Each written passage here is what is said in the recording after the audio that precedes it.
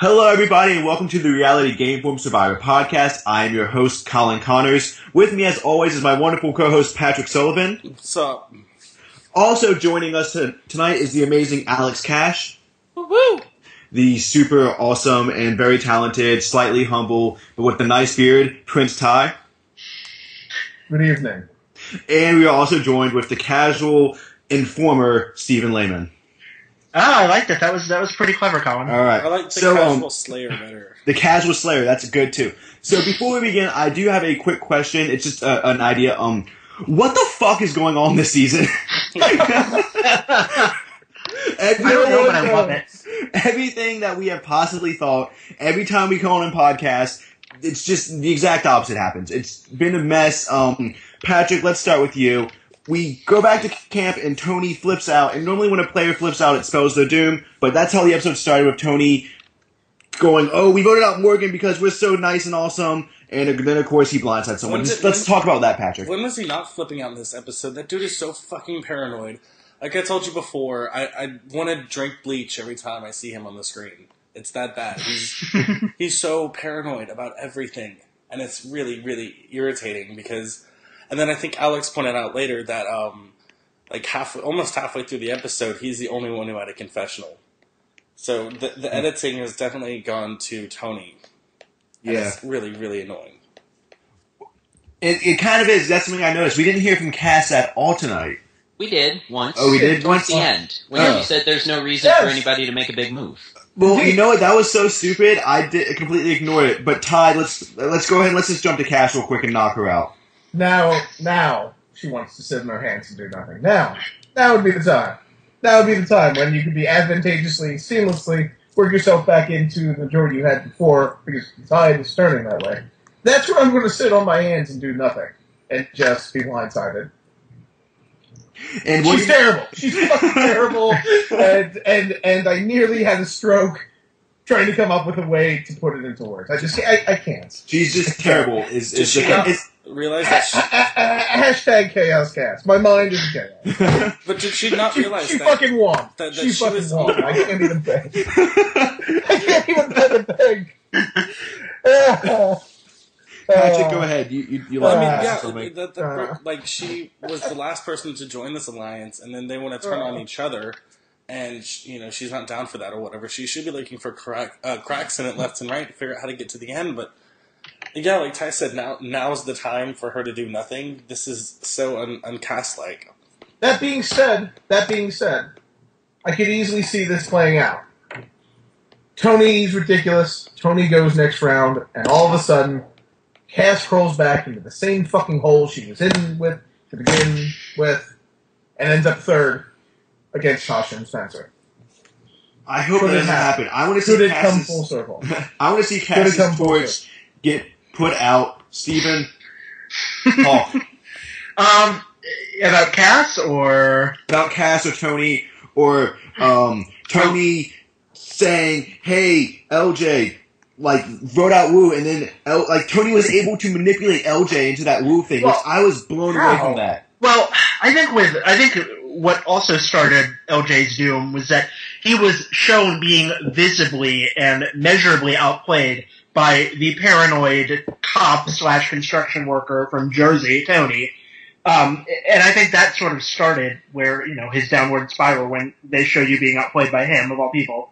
But, so I think that was where LJ went wrong, but with Cass, I mean, God love her, but she fucking doesn't know what she's doing anymore. I love her as a character, but I can't fucking support her as a game player. Honestly, can I read? Yeah, go ahead. I don't feel that Tony outplayed LJ. Because here's the thing, LJ went immediately back and told the girls, oh, by the way, Tony's a fucking crazy person, but we should keep the six together. It's not his fault that Wu happened to not be there. Should he have gone and told Wu? Perhaps. But, I mean, I feel like he handled it the best way he could have.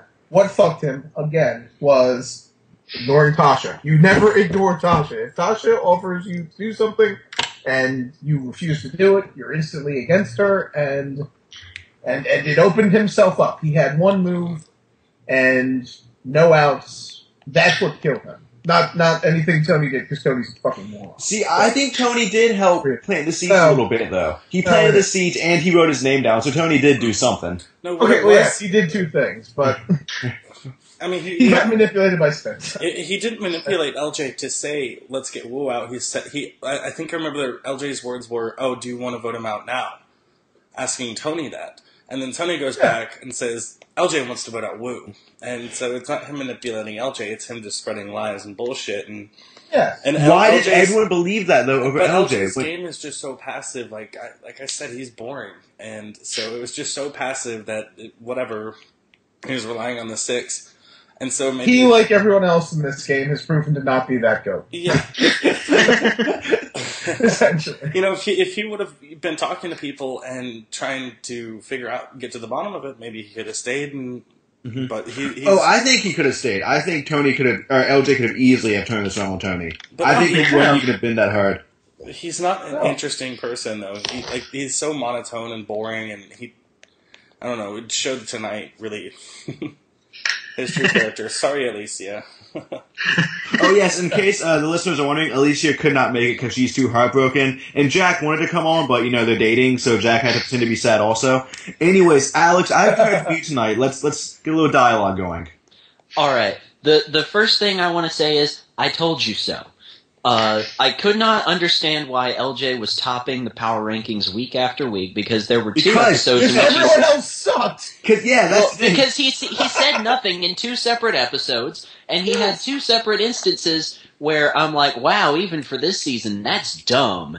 There was the thing in the premiere episode, and they were completely non-strategically related. There was a thing in the premiere episode where he said he was talking about the difference between cute and hot, but he took 20 seconds to spit a sentence out and then did like a well, what he said laugh. was true, though. As a man who's straight, I can say what he said is completely true. Ty agrees with me by bro code.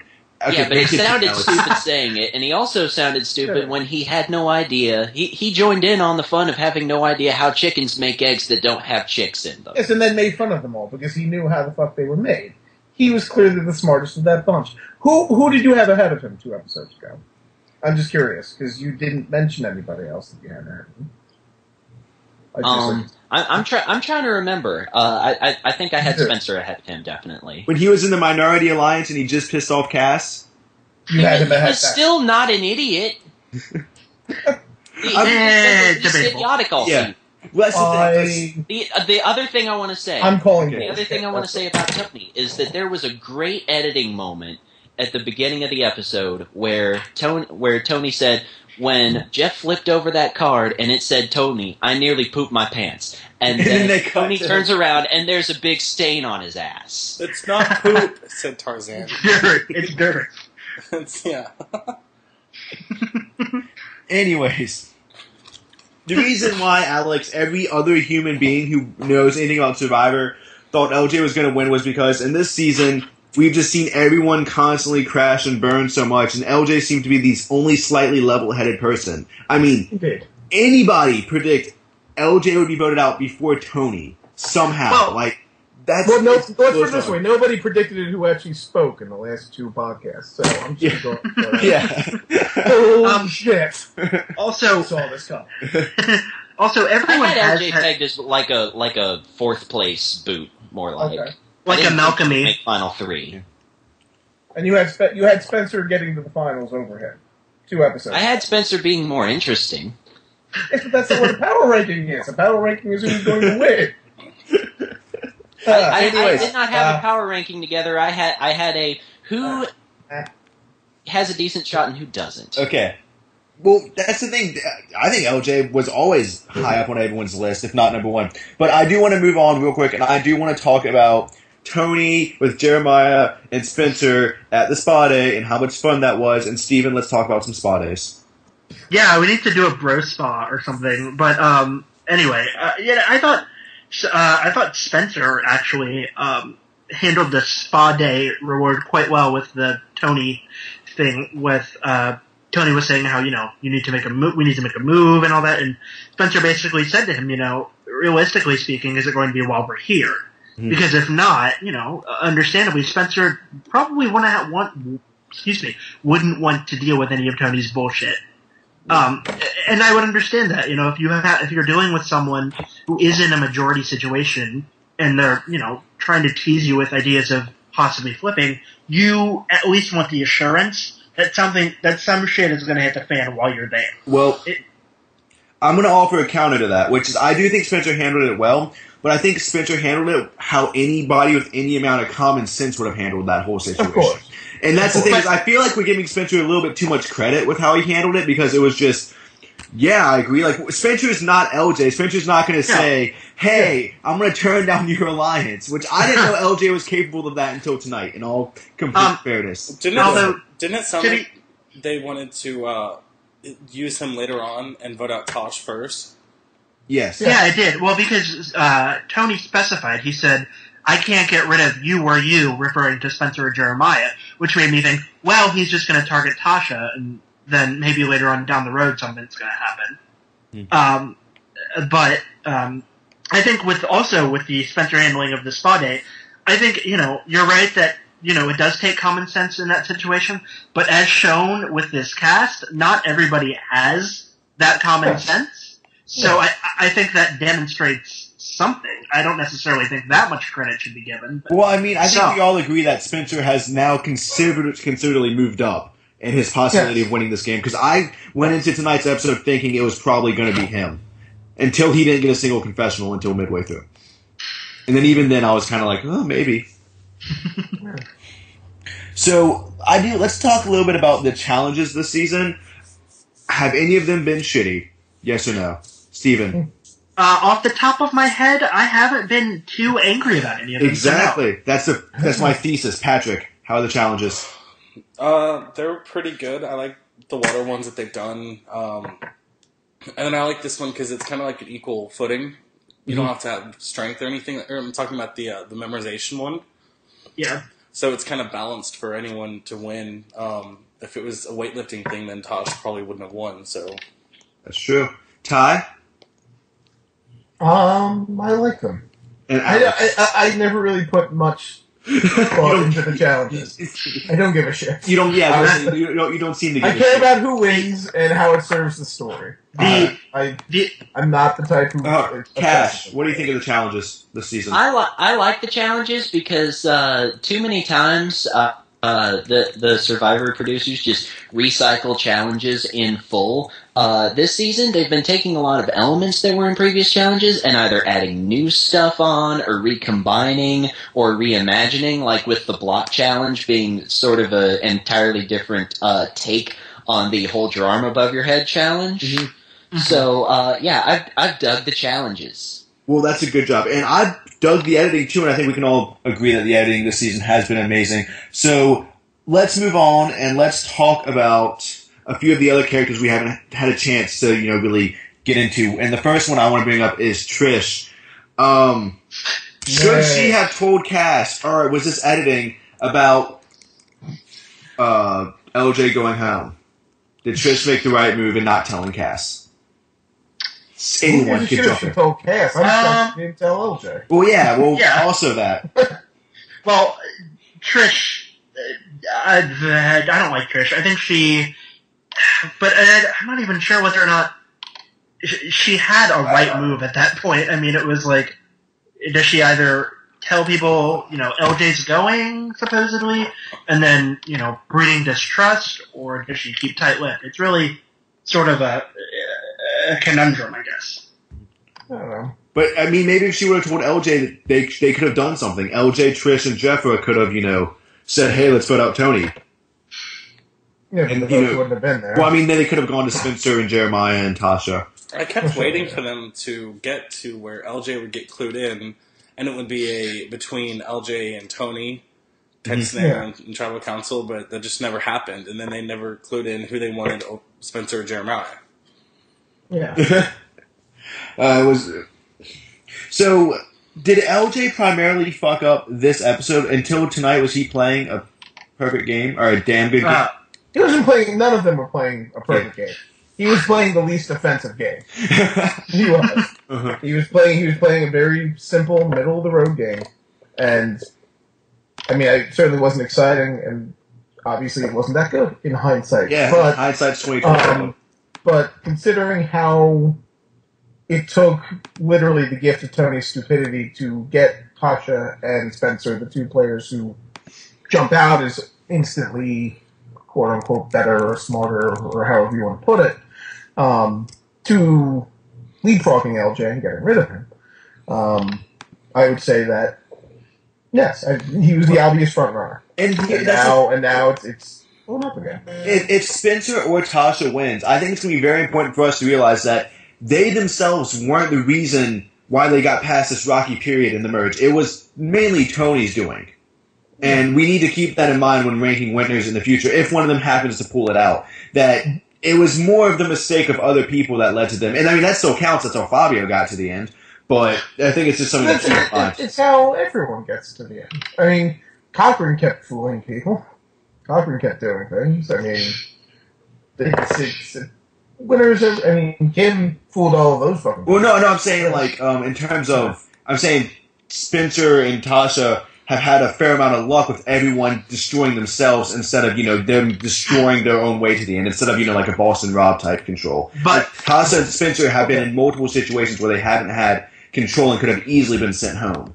But luck plays a part in just about everyone. Oh yeah. I concur. Yeah. I concur. But I just have a feeling I'm picturing Tasha winning, and then suddenly people, not y'all because y'all are so level-headed, but people placing her in like a Kim Stradlin level. Anyways, Alex, go ahead. Oh well, no. I mean, I think I may be the biggest Tasha supporter on the podcast, but that may be because she's my winner pick. But I don't see her as a Kim Spradlin-esque player. I see her as sort of I don't even see her as a center because she's physically competent, but she's also incredibly likable, which isn't something you get that often. You don't often get, a woman who, by the way, she's 37, doesn't look it, so she looks fucking great for her age, but she's likable, she can play the minority, both alliance and actual minority card, and she's strategically competent, and I don't think that it's that often that you get all of that into a player. And while that's obviously not Kim Spradlin levels of domination, I'd say if she gets to the end and wins, she'd be pretty high up on my list, personally speaking. Even though she could have easily been voted out the past 3 weeks. Oh, easily she could have, but then, Bob could have lost the fire-making tiebreaker. Well, yeah. She's very much like Danny in terms of, like... Yeah, I mean, it's like Danny in the sense that... we had actually seen Danny. I mean, we didn't see Danny because Danny was afraid they would rig it for Steph, but... Which is a completely viable option. Oh, yeah. Well, what I want to say this, guys, is we're going to stop talking about how much Tasha's going to win and how obvious it is because we did this with LJ 2 weeks ago. Oh, my God. And now here we are. Now, next. So, Alex, you brought up an interesting point. Where is this Tyler Perry idol? Where is it? Do you know? I think you know. Let's talk about it. I do not know where the Tyler Perry idol is. My best guess is that there is an auction coming up and that it will be at that auction. I think the clue for it will be at the auction, but I think that's what I meant. A clue for it will be? Yeah. Well, I think the idol coming into play, especially this late, basically says, hey, I get to go to the final 3. Like, I think that's complete bullshit. It's coming in this fucking late. What are we at? Final 8 now? Yes. Oh my god, yeah, that's shenanigans. Well, it's complete bullshit when it comes into play at the final 16. It's, regardless of how the Tyler Perry, Yul Kwan, Terry idol works, it's bullshit to have to begin with. Mm-hmm. I think, personally. Oh, I mean, I think no one here likes the idol, right? We all hate it, and we all want it to be gone forever. Maybe they don't find it. Well, that's the thing, is I'm hoping maybe they don't find it. That would be great. I think if they did, they have not brought it up. They have not brought it up once since he mentioned, "Oh, there's a special idol," which makes me wonder. Because here's the thing: they're not. I can't imagine CBS showing all of this footage of them looking for an idol that never gets found. The whole point of an idol is that you have a dramatic moment where it is found. So the fact that they mention it in passing when they merge and have not brought it up once since, they haven't talked about it in tribal council. They haven't told. I mean, no one has brought this fucking thing up. That makes you think they don't find it. And Jeff Probst has even said that... Did Intro even bring it up? When did... I didn't catch. It said something like Spencer found an idol, but it was just a regular one. Yeah, Spencer said just an idol. But I will say this, though. Jeff Probst has said that in past seasons that there have been idols that have hidden that were never found, and they never spent any time on them. Yes. So it's very possible that the Tyler Perry idol is gone, and then hopefully Jeff will not listen to Tyler Perry next season, and we don't even have to worry about it. But I'm just afraid, like, Ty, what if Tony just finds the idol next week?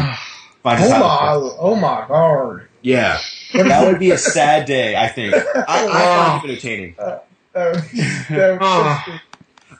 being said, no. Okay, go ahead. I was just going to say how much I appreciate still seeing Morgan every episode. Yeah. That's all it is. Although I will say I miss her, and I miss her assets, and I miss her immunity idols, so... Yes. Well, I mean... I'm still waiting for her to play those damn things. Anyways, I think we're going to move on to our next little segment, which is the casual report. Steven, he's going to tell us all about what the normal, non-fanatical Survivor fans are saying, and they will probably say something great. Like, I once had a casual say, I love Survivor One World because Boston Rob sent himself to Redemption Island and won his way back into the game and won. Well, considering the mindset that some of these fans have, that wouldn't surprise me. But some gems I found tonight. Tony is a genius. Whether you like him or not, he's playing a hell of a game. He's made 3 huge moves so far, and that's how you play Survivor. You take chances and you don't go with the safe vote. I think Monica Culpepper said it last season. Survivor is do unto others before they do unto you. Spencer and Tony for Final 2. They're the best. Now, I'm sure that has nothing to do with the fact that they're both men. Holy shit. But... yeah, there was so much wrong in that. Like, it was painful for me to read. Those two are absolutely going to take each other to the final. That was that whole thing. And let's quote Monica Culpepper because he'd win. Although I will say I give him props for quoting Monica Culpepper because she is quite a neat lady. But that being said, another gem I found, which I actually support, is I want Wu, Tasha, and Spencer in the final 3. And we have another comment below saying, well, Wu may not make it past next week, so ... Is Wu gonna die? Not die, but you may get medevac. I think that's a possibility because we have another episode this season where 2 people leave. There's another one of those coming. Just by schedule. Really? We know? I know we have another two-person leaving episode. 2-person leaving episode, I think. There's 5 episodes left. Maybe. What if it's a final 2? Well, that's the thing. It could be a final 2. We don't know. But even if they get to even if they have a final 4 at the at the finale, they have a preference for final reward challenges rather than voting 2 people out. I believe I heard for some reason that I swear to God, I heard someone say something about the final 2, or like Bryce in an exit interview saying something about the final 2. Someone said something about a final 2, and I swear to God, I hope that that's the case, because if we get a final 2 for the first time in 10 seasons, it means someone is beating Cass, probably. I think that's exactly what that means. Yeah. It means Wu. It means Wu with an arm brace is beating Cass. And then we have one more comment that I found to be kind of funny, but also painful to read. Okay. Is it me, or does this season's contestants seem super gullible? LJ got played, Wu got played, and the 3 girls are puppets. As of tonight, Spencer or Tony deserve the win. But we got a rebuttal here, who someone said, it's you, and you're the gullible one buying the edit. Wu didn't get played at all. LJ offered to vote him off. That's a fact. Cass, Trish, and Jeff are the opposite of puppets. Trish has been running the game up to this episode, and Tasha is also a viable threat to win. Tasha was the one who got cast to flip, which is what people don't realize. Oh, wait, didn't you just say, did you say Tasha? No, yes. The person said Trish was the one running the game up to this episode. Okay, then that's where I died. Okay, so we're going to go to the opposite end of the Survivor casual spectrum, and Ty, if you're ready, I want to move to the most nerdy end of the Survivor spectrum, which is power rankings. Fuck you. Yes. All right, so let's burn through these. Okay, let's see here. Well, 1 second, I thought I was going to sneeze. And if you say number 8 Wu, I'm going to hang up on you. Well, I couldn't say, no. Here's the thing. Crippled Wu still has a better chance than Cass does of winning. Cass is number 8. I kind of hope Wu gets a leg brace and still wins this. Cass is number 8. Of course. I mean, do I really have to say anything else? She could make it to the FTC, but she's not going to win.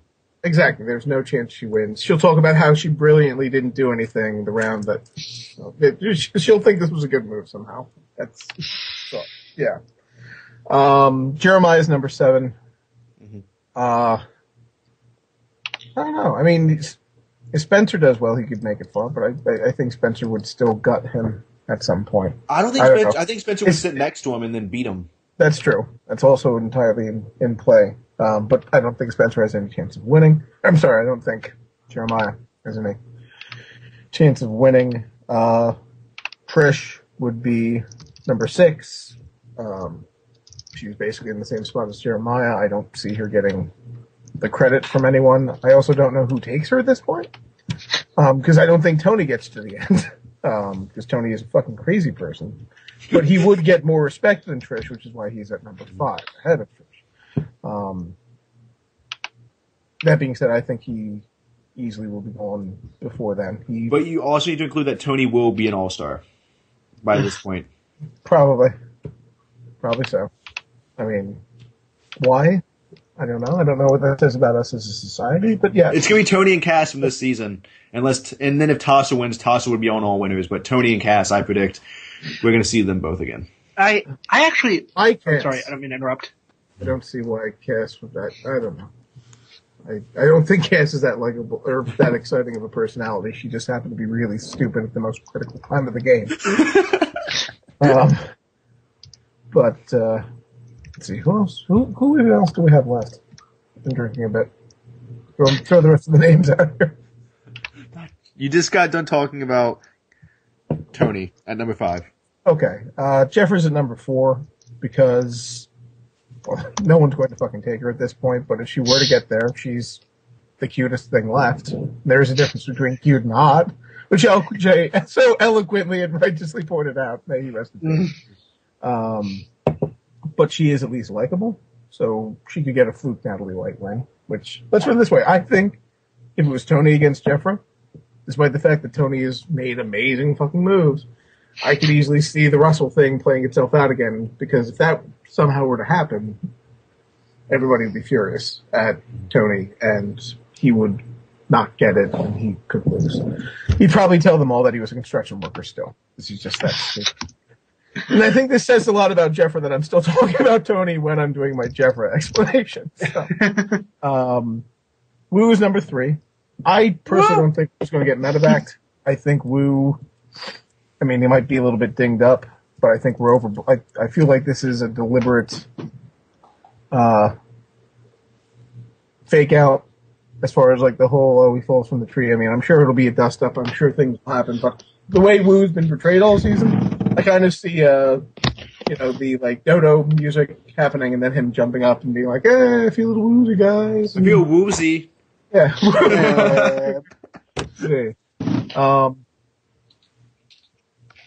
That leaves us with our top 2, the top 2 grades, and this might not be overly popular based on what we've discussed this evening, but I actually think Tasha's number 2 and Spencer's number 1. You're fucking wrong. Spencer tonight was talking about how he'd been down, but he was, getting back. I got a Cochran vibe from him tonight. Spencer has a great edit right now. For him tonight.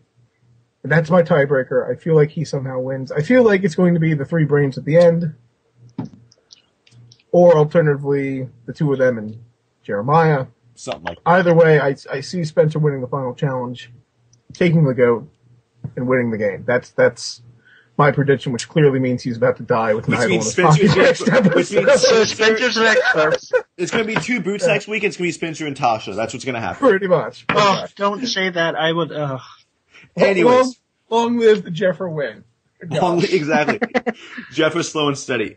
One thing we didn't get a chance to talk about, which is Tony saying the name of this episode was My Bag of Tricks, and Tony holding up his bag and saying, "I have a bag of tricks." And what I wrote for my note was, "What the fuck is Tony talking about? Does any of us know?" At Tribal Council, I got my bag of tricks. Maybe talking about his blind side. Oh, I don't want to know what's in the bag. He wasn't. Yeah, I'm not sure I want to know. He doesn't have any. Alex, it was a metaphor. No, he picked up a bag and he said, "This is my bag of tricks." And the bag is a metaphor. I bet you he's missing a tool. He's missing a tool in the bag. I know that much. Or he's missing a tool in the head as well. And I think LJ stole it, and I think that's why LJ got voted out tonight. Because We didn't he's know totally missing, goddammit. That's a secret scene next He week. stole It's the like two. it's gonna be on like day 12 when they were the tribe, and Tony Tony was like fixing the shelter, and then LJ had the hammer, but then like lost it. And he's like, and LJ's like, I'm not gonna tell Tony, but Tony saw. And then Tony looks straight at the camera, and was like, I'm voting his ass out at some random point in the game for no reason. If this was Big Brother, that would totally happen. And they would like zoom in. They would like in black and white. On their all this would face. be happening. Do. But isn't this season just amazing? I love it. This is. It's great. Does anyone have any final thoughts? Anyone want to stand up on a soapbox before we wrap things up? Fuck Tyler Perry. Okay, fuck the Tyler.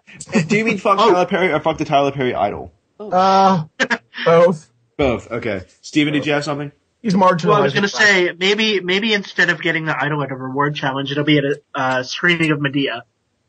Oh god. Okay, and like instead of Jack and Jill, we're gonna because there's a Medea movie coming out soon. So Right. as And Lisa Welch was in it, I think. as there Or she was in always- another one.